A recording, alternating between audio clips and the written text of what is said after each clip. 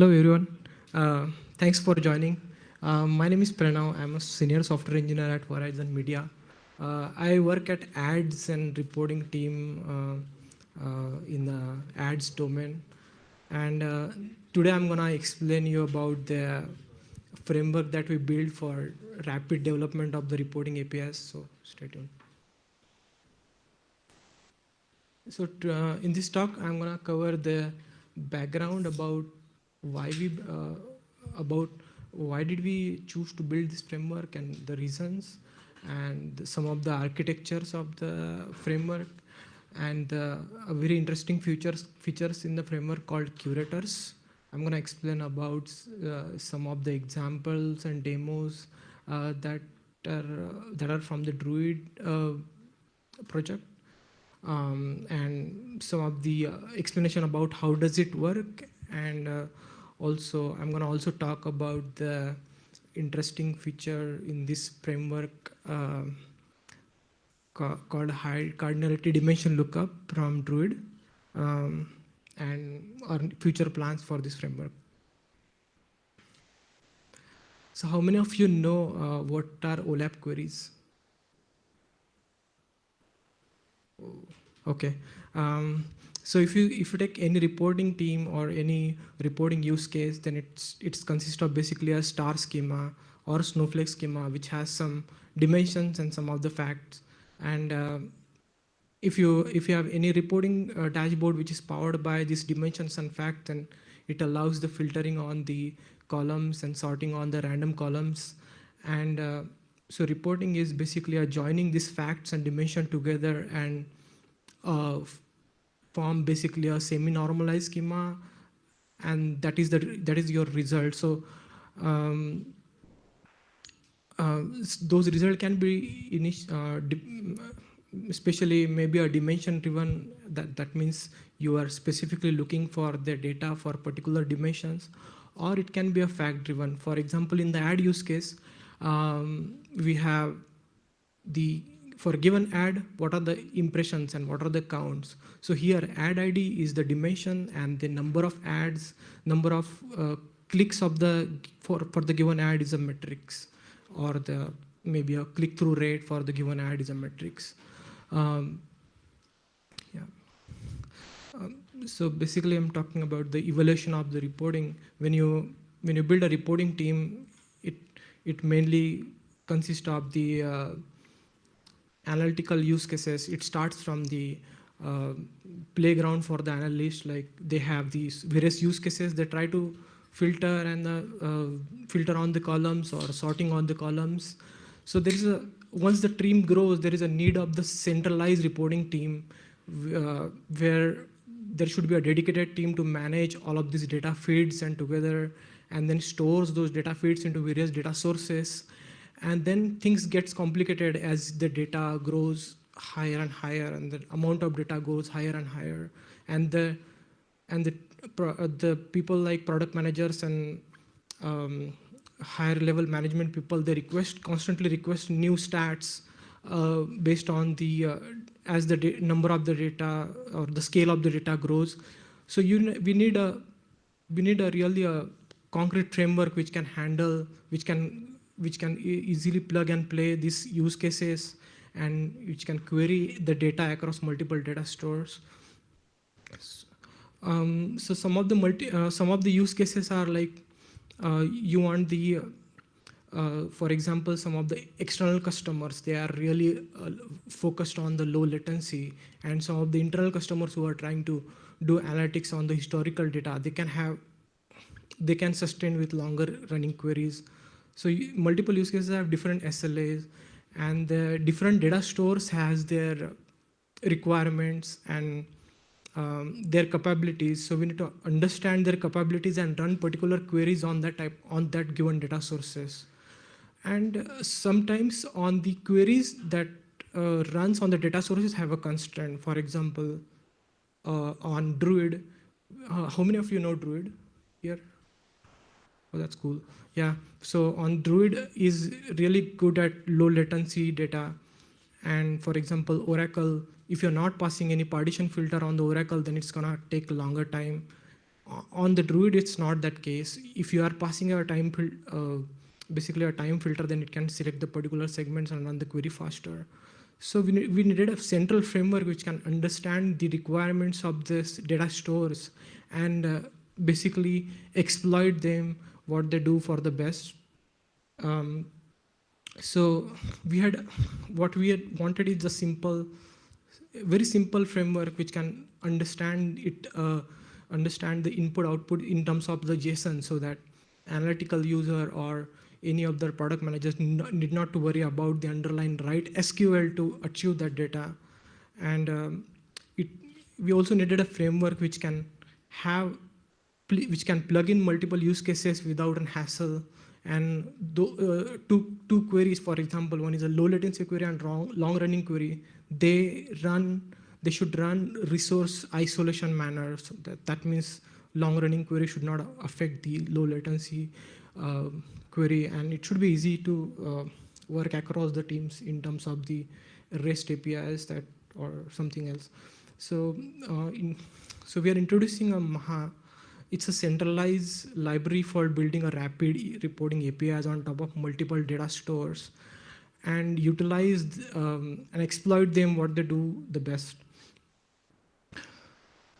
So these are some of the components in Maha. They work together to achieve and make the things happen and serve the request on top of multiple data stores. So top level component is the API jersey, which covers the most of the dependencies. Yeah. So this is the really simple input output format of the framework. So if you take a look at the cube, this is a OLAP cube, which the cube consists of the facts and dimensions, and it established their relationship. Here I took the example from the Wikiticker schema that Druid Getting Started Guide has. So it's basically that data says the number of the edits that Wikipedia has, and they loaded the data for the given date. So if you wanna request the data stats about this to Maha, then you can have a select fields, and then you can have filters, or you can request a sorting or max rows or pagination, all kind of stuff. And this is what the output that you get. So max rows that we got from this by default is 200, and this is the field type, meaning dimensions, and the total count is a fact, and wiki channel is the dimension. And these are the number of rows that we got.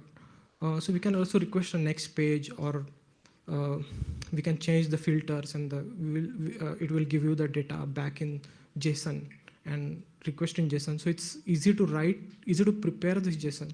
So this is an input and output. So what happens in the middle is a magic that I'm going to explain you in the next slide. So this is an architecture of the Maha. So I'll start with the Maha registries. So Maha registry is the one place JSON config for basically configuring all of your APIs. So first thing is a dimension and fact cubes. So main part of the registry is the OLAP cubes, which consist of the dimensions and fact. So for example, we have around 200, 300 fact tables and around 20 to 30 dimension.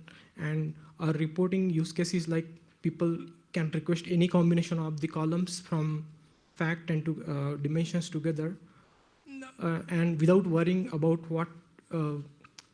without worrying where that best candidate will go. So Maha registry also consists of the query generator configs. That means we currently supports Oracle, Druid, Postgres. This is recently added, Hive and Presto. So we have all of the executors related to it. As I talked before, that all of the queries should run in isolation. That means no other queries should affect performance of the other queries. So we need a parallel executor for this. So Maha registry also contains a thread pool executor for a given registry. Fifth thing that a registry has is the Kafka logging config. So as we are building the centralized API framework, We also need a way to basically take a look at the user stats for the request, like what are the requests that particular user is requesting, or how many requests are particular user is making, or what are the most queried performance metrics from the apps or something. So Kafka request logging config allows you to it on every API call, it drops an entry into Kafka topics, and then you can ingest that further into Druid and do analytics on that. So it also, sixth thing is it also has the cube and generator bucketing and testing config. So for example, as I mentioned that this framework allows you to easily plug and play the new fact and dimensions and try it out. So this bucketing factory allows you to develop this, for example, you have added a new fact and you're not aware how will it work on the data sources, then you can just configure it as a test bucketing and push it to prod and test it, and then if it works, then switch it to production. So it allows various kinds of bucketing that user can route their queries to test thing, and then it also allows you the testing of the generators, and if you make a change to these generators, the way that query generates, and then you can actually test it. So this was all about the registry. So when we have a registry ready, you can feed that registry to Maha service, and then your API is fully ready to serve the reporting APIs, and that's the only thing that you have to worry about. Everything else is taken care by Maha. So last time I mentioned that this is a JSON that you will pass, and this is the response that you will get. So let's start from the flow. Initially, you submit a request to the Maha. So there are typically a user of the Maha is an analytical applications, or like Superset, or any other ad hoc API user, or any other external API user who is trying to get the metrics. So once you submit a reporting request, it understands, it flows via API Jersey model, which is a REST API model that we build, which in turn pass the request to the Maha service. Maha service takes the given registry, apply constraints on it, and find out the best possible candidates and the dimensions, and prepare the request model out of it. So request model contains the possible fact and dimension cubes that columns is available from. For example, in the previous request, we requested 4 columns. So there might be 5 tables which can serve this request. Those are called possible candidates. So the possible candidates can be stored on the multiple data sources. So Maha actually figured that out on the cost estimation for that particular engine. For example, cost estimation takes into account that for the given query, how many partition is gonna scan. And we also stored the metadata about the tables into some metadata tables that we use for figuring out the number of the rows, or number of the given partitions, partition range that query is gonna scan. And based on the number of partition it scanned, we assign a raw score to that query. And then we calculate the cost for every engine for all possible candidates. And there are various factors it takes into account that I can talk later. Then it figures, after the cost estimation, it picks up the best candidate, which is the optimal data source for that particular use case. So what it did is it generates the query for that best possible engine and execute it. If it is a single engine query, then it just execute it, and then it transforms the result into some JSON or a CSV format, or whichever the format that you want. So query can be single engine or can be multi-engine. So if it is a multi-engine, it can currently go to Oracle and the Druid, or it can go to Postgres and the Druid. So for example, all of you might be knowing that Druid doesn't support the dimension join properly. It doesn't support the high cardinality dimension join properly. So we have added the we have added the out of the box support for Druid high cardinality dimension lookup, which is also open source under Maha. Yeah. Uh, yes. And we have also the MongoDB extension lookup, which is also part of the this extension. And you can run a multi-engine query, and then yeah, yes. Can you explain what a multi-engine query is and why you would use one? Yeah. So multi-engine queries, when you have the when you have the dimensions stored in the Oracle or any low latency engines like Postgres, and facts are stored in the Druid, and for example, for example, if you wanna request for given ad name, what are the impression? Then for ad ID and the impression, this data is stored in the Druid. I'm talking about the advertising domain. Then for the given ad ID, what is the name of the ad? It's stored in the Oracle. So most of the cases in a Lambda architecture is like in the dimensions and facts are continuously serving and updating. So in Oracle keeps track of the updated dimensions, and Druid also keeps track of the updated facts. And then multi-engine query helps to get the consistent result from all the updated dimensions. Is that answered? Yeah. So to fix this problem of the multi-engine query, we have added this lookup, high cardinality dimension lookup, which can on the historical and the middle managers, we maintain the instance. I can talk that later in detail. So once we have the result, it is transformed into the JSON result and given back to the user. And this is the flow of the Maha. I got a question. Yeah. What is considered high cardinality? High cardinality meaning I'm going to talk about that in the next architecture. But high cardinality is like for a given dimension, you have for the given fact there are millions of dimensions, and for example, if you are doing a simple JDBC lookup on the Druid, then it cannot scale much. So high cardinality meaning is you have many dimensions sitting on that join.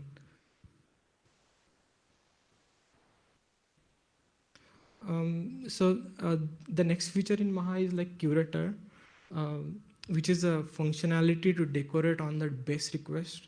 The base request is the one that I showed. So this is a base request, and if you wanna, along with this request, if you want to have a percentage change in the last week. So for example, if you wanna have a percentage change in the deleted count, then such custom request can be served by the Oracle. By the Curator. For example, total metrics Curator. So total metrics Curator will give you the total count of all of the metrics. Time shift will give you the percentage change in the last week. Or row count Curator is used for the pagination use cases where you request multiple pages from the Druid data sources. Then you need a total count in order to calculate the number of pages that you have. Then you can use that Curator. I'm going to explain you how that Curator works. And the last thing is the drill down Curator, which is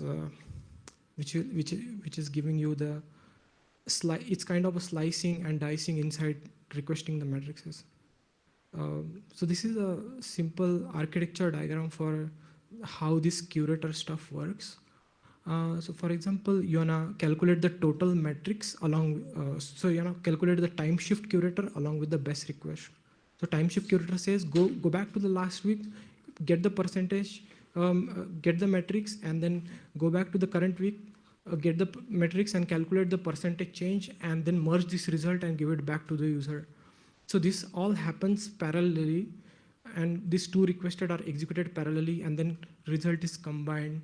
So it's easy to, if you wanna, as I explain you all of these curators to you, like if you wanna add your new curators, then it's just about implementing this trait, and then it's basically you can plug and play that functionality along with the best request.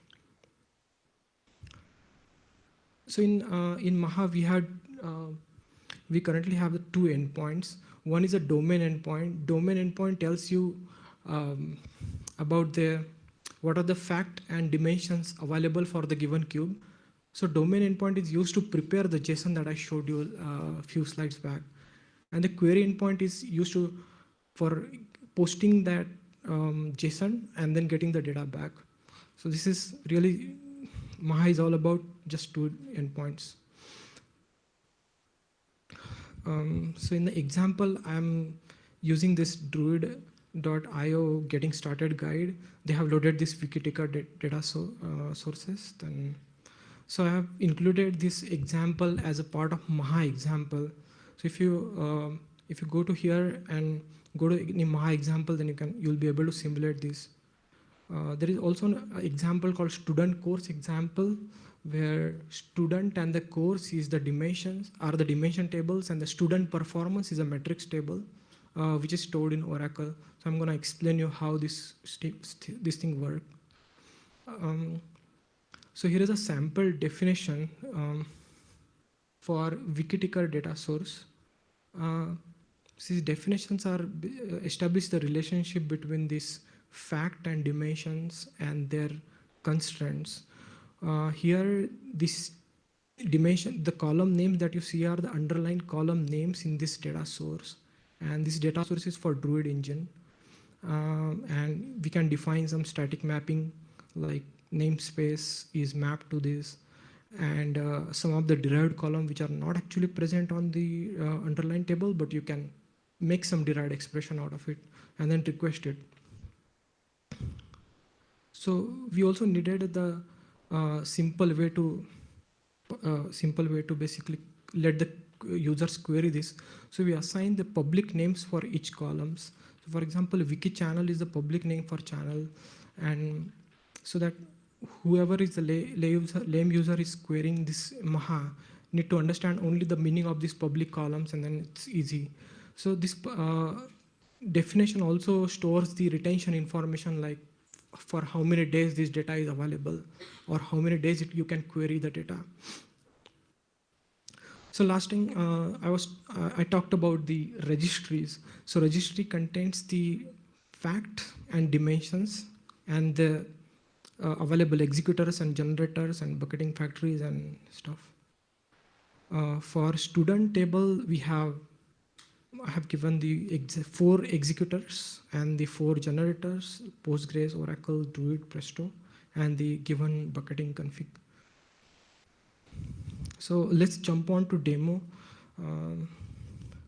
So I have the Druid instance started in my local, which is a Druid 15 I picked up. And this is a Maha example server that I started. So this is really a simple endpoint to query. So for example, we are querying a Wikiticker stats, and these are the public names that we are querying, and these are the day filter that we are requesting. So when we send this request, we got the result in subsequent. If you notice that we also requested the total metrics curator, that means I also want along with this rows, I also want an extra additional rows for total of all of these matrices. So I got the response back, and if you notice at the bottom, then I got the result from total matrix curator as a total of all of this added and deleted count. So this is the curated functionality to decorate on top of the base request. So when I hit this and I got the result, what happened in the back is it has actually figured that it has actually figured the cost for the given data source. It has actually estimated the cost for the given data source and discarded some of the engines because this data set is not present on that, and generate a request model which is a mapping against the available dimensions and facts, and it chooses the engine in the query pipeline, and in the backend it has actually generated query executed on the Druid and gives you back, it gives the data back to you. Along with that, parallelly, it has also sent the queries to the last week so that it can calculate the, it also send the queries to, another queries to Druid for calculating the total metrics. So all that happened, and and as a user, you did not have to worry about the input and output if you have defined the registry, and it is all taken care. Let's jump back to the slides. I had a question. Yeah. Can you have multiple curators run in one query? Yes, you can have multiple curators. So curators is the it is a array that you can pass multiple curators, and then it can be run parallelly, or based on the type of the curator that you define, it can be run parallelly, or it can be dependent curator as well. For example, drill down curator is a slicing and dicing which is dependent upon the parent request. So it will wait for the one request to finish, and then for slicing it down, it will take the IDs from the first request, and then for example, in the ad domain, if you are requesting how my ad is performing, so, and in a drill down, you are requesting how my ad is performing based on the ages. So you will get the ad IDs, and then you will drill down for given age, these are the impressions. So that's, you can request multiple curators, yeah.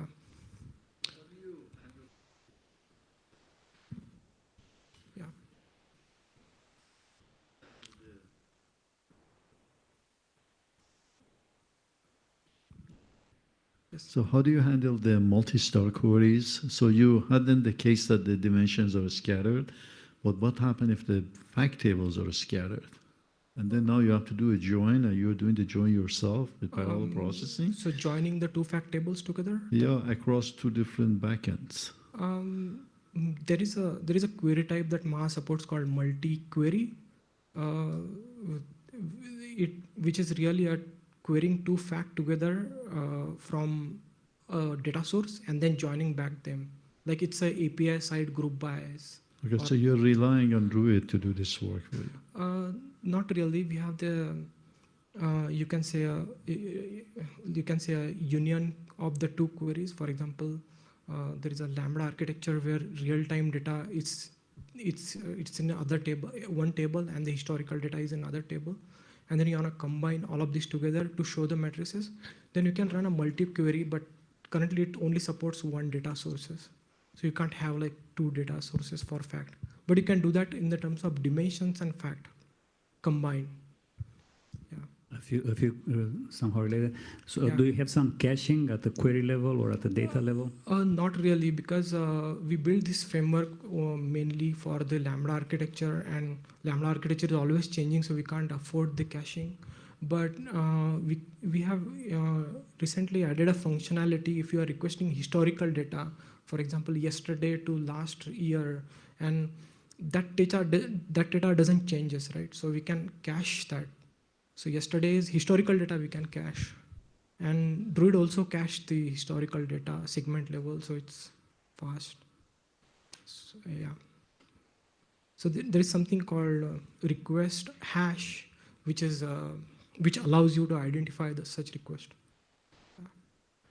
So this is the one that I was talking about. The Maha support the out-of-the-box cardinality for the Druid dimensions.